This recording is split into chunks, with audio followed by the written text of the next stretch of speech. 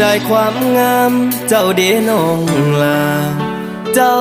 ถือคนรวยเขาพาขึ้นสวรรค์แล้วทิมลงดิน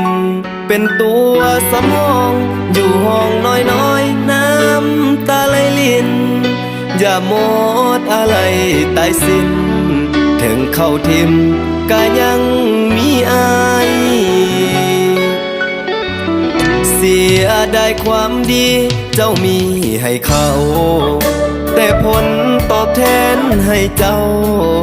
ได้แต่น้ำตาลินไหล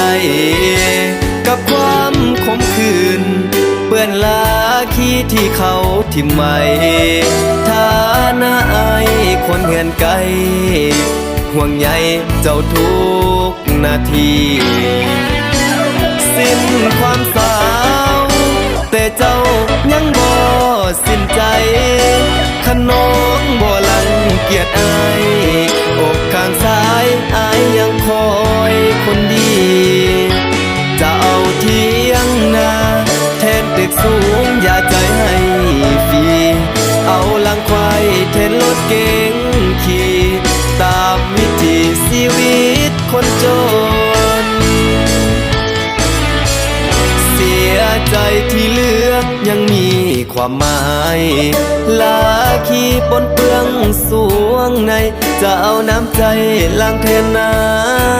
ำมนต์ทั้งเจ้าให้ค่าในสายตาของคนบางคนแต่น้องยังมีค่าสูงล้นสำหรับคนจนเจ้าคือนางฟ้า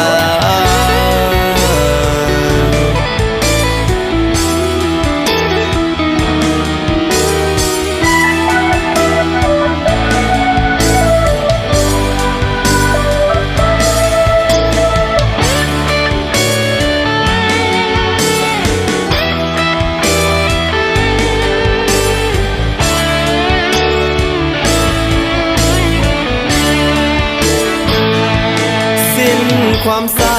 วแต่เจ้ายังบ่สิ้นใจขนองบ่ลังเกียจอายอกข้างซ้ายอายยังคอยคนดีจะเอาเที่ยงนาแทนตึกสูงอย่าใจให้ฟรีเอาลังควายแทนรถเก๋งขี่ตามวิถีชีวิตคนจนเสียใจที่เหลือยังมีความหมายลาขี้ปนเปื้องสวงในจะเอาน้ำใจล้างแทนน้ำมนต์ทั้งเจ้าให้ค่า